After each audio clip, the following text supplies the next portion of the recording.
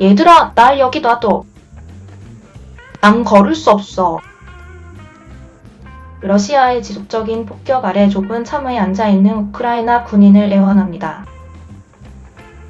그의 다리는 파편에 맞아 다쳤고 그는 붕대를 통해 피를 흘리고 있습니다. 그는 땅에 누워 담배를 피우며 부대의 의료진은 그를 치료하려고 창호 안의 낮은 곳에 웅크리고 있습니다. 얼마 전 4개의 적 탱크가 불과 몇 미터 떨어진 곳까지 지나갔고 그와 그의 동료 군인들은 탱크가 머리 위로 굴러가면서 흔들리는 건고피옥한 땅에 몸을 묻어야 했습니다. 부대의 공격 임무는 우크라이나 최전방에서 가장 치열한 장소 중 하나가 된 우크라이나 동부 도시 아브디이브카의 나무선을 따라 150m의 참호를 탈환하는 것이었습니다. 아브디이브카는 2014년 친모스크바 분리주의자들이 인근 도시 도네츠크를 포함한 돈바스 지역의 상당 부분을 점령한 이후 최전방에 배치되었고 2022년 2월 러시아가 정면 침공을 시작한 이후 비난을 받고 있습니다.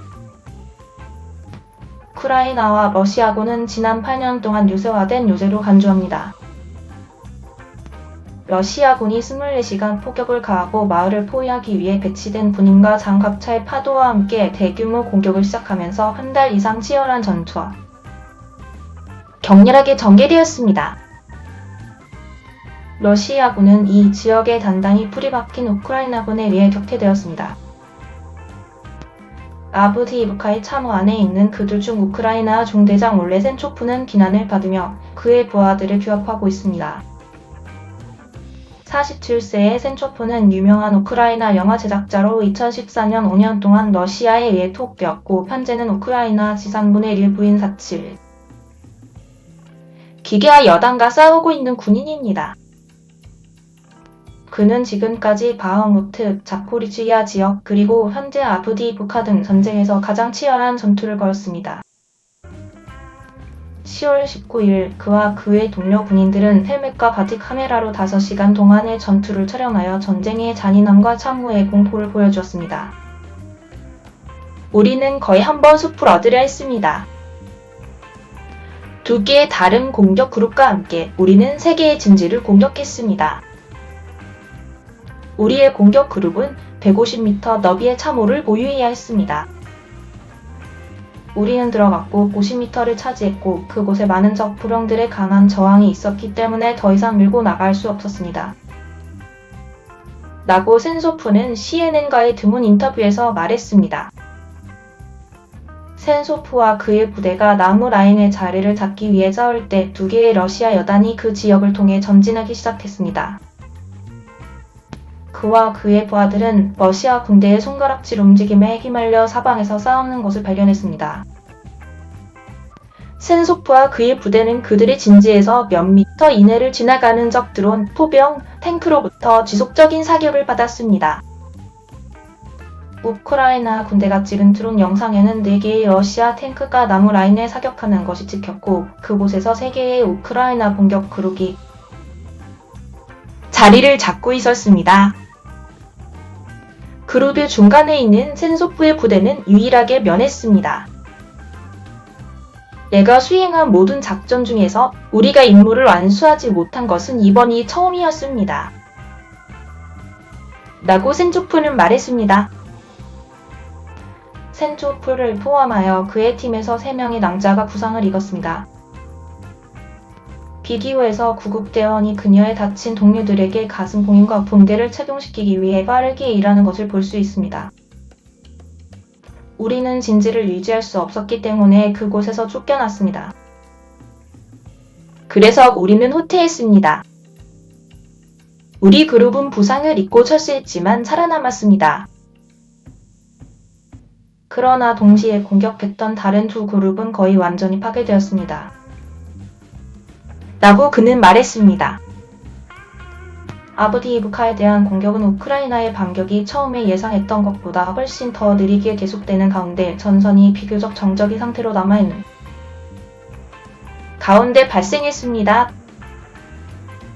분석가들은 러시아의 목표가 도시를 포위하고 우크라이나 보급로에 대한 효과적인 화력 통제를 제공할 산업시설 근처의 높은 지대를 점령한 것이라고 나라입니다. 이달 초 볼로디미르 젤렌스키 우크라이나 대통령은 아브디이브카 전투를 공격이라고 부르며 이 전투가 여러 면에서 전쟁의 전반적인 진로를 결정할 것이라고 말했습니다. 그는 러시아군이 현재 아브디이브카 근처에서 더 많이 파괴될수록 전체적인 상황은 더 악화될 것이며 이 전쟁의 전반적인 진로는 적에게 있은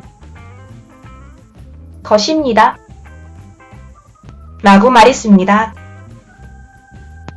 러시아의 도시에 대한 새로운 공세가 시작된 이후 우크라이나는 러시아군 병력과 장비에 막대한 타격을 가했다고 주장합니다. 그리고 러시아는 바흐무트시를 방어하는 우크라이나군에 사용되었던 고기 분쇄기 전술로 전환한 것으로 보입니다. 적들이 공격하고 점점 더 많은 살을 던지고 있습니다. 비탈리 바라가시 아브디이브카시 군사청장은 지난달 러시아군은 계속하기로 결정했지만 그들은 패배에도 불구하고 계속하고 있습니다. 라고 말했습니다. 바라가시는 월요일 코크스 공장 외곽의 산업지역에서 격렬한 전투가 계속되고 있지만 우크라이나군이 그 전선을 지키고 있다고 말했습니다. 남과 북으로부터의 모든 적의 공격이 격퇴되었습니다. 방어선이 유지되고 있습니다. 라고 그는 텔레그램에 올린 글에서 말했습니다. 군사기지들은 24시간 내내 포격을 받고 있습니다. 작은 무기 전투들은 24시간 내내 계속됩니다.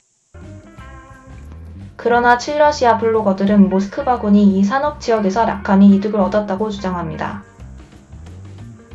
IF의 요새화된 방어선이 그곳을 통해 돌파되었기 때문에 이것은 심각한 전술적 성공입니다. 칠러시아 성향의 와곤조더WARGONZ5는 주장했습니다. CNN은 이러한 주장들을 독립적으로 확인할 수 없습니다. 도네츠크 지역의 국립경찰에 따르면 24시간 동안의 대대적인 폭격에도 불구하고 거의 1,300명의 주민들이 아브디이브카 AVDIIVKA에 남아있습니다. 센초프 SENTSOV는 전투 중인 사람들에게 죽음을 받아들이는 것이 필수적이라고 믿는다고 말했습니다. 만약 어떤 사람이 자신이 죽을 수도 있다는 생각을 허용하지 않는다면 그들이 전쟁에서 할 일은 없습니다. 당신은 당신이 죽을 수 있다는 것을 받아들여야 합니다. 하지만 그것은 항상 무섭습니다. 라고 그는 말했습니다. 참호에서의 전투는 우크라이나 전쟁에서 필수적인 부분이 되었습니다. 소규모의 공격 그룹이 1m마다 파헤친 흙을 놓고 싸우고 있습니다. 군인들은 보통 밤이나 아침에 들어가서 참호의 일부를 점령하고 적군이 그곳에 있는 동안 종종 그곳을 통해 이동하기 시작합니다. 이것이 전쟁이 일어나는 방식입니다. 공격 행동의 90%가 이런 방식으로 일어납니다. 라고 SNTSOV는 말했습니다. 그것은 그들이 진지에서 자신을 내어주고 있다는 것을 의미합니다. 그것은 그들이 어디에 있는지 이해합니다. 당신은 그들이 어디에 있는지 이해합니다. 그것들이 들리지 않을 때 더 심각합니다. 당신은 그들이 그곳에 없다고 생각합니다. 당신은 그들이 그곳에 없다고 생각합니다. 당신이 참호를 걸어 내려오면 그들은 그곳에 있습니다. 그것은 매복입니다. SENTSOV에게 큰 영화 세트장에서 사람들을 조직하는 것은 부대에서 사람들을 조직하는 것보다 훨씬 어렵지 않습니다. 당신은 전투 기술을 가져야 하지만 중요한 것은 사람들을 조직하는 것입니다. 라고 그는 말했습니다. SENTSOV는 우크라이나가 오랜 전쟁에 대비하고 전쟁이 수년간 진행될 경우를 대비하여 전략을 개발해야 한다고 말했습니다. 우리는 지지 않았지만 아직 이 전쟁에서 이기지 못했습니다. 우리는 승리 후에 무슨 일이 일어날지에 대한 생각을 멈추고 어떻게 이 승리가 가능한 빨리 일어날 수 있는지에 대한 생각을 해야 합니다. 내일은 승리가 없을 것입니다. 라고 그는 말했습니다.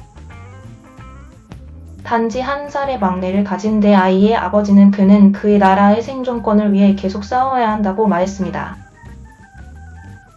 모든 전쟁은 끔찍합니다. 좋은 전쟁은 없습니다. 사람들은 항상 전쟁에서 고통을 받고 죽습니다. 유일한 문제는 왜 그들이 고통을 받는지와 왜 죽는지입니다. 러시아인들은 푸틴의 선전에 속고 있습니다. 우크라이나인들은 대부분 그들의 땅에서 그들의 자유를 위해 자원봉사자로서 싸우고 있습니다.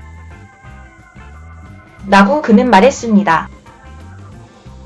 현재 사람들은 압기부카 근처, 로보티네 근처, 그리고 다른 곳들에서 자유를 위해 죽어가고 있습니다. 그리고 그것보다 더 중요한 것은 없습니다.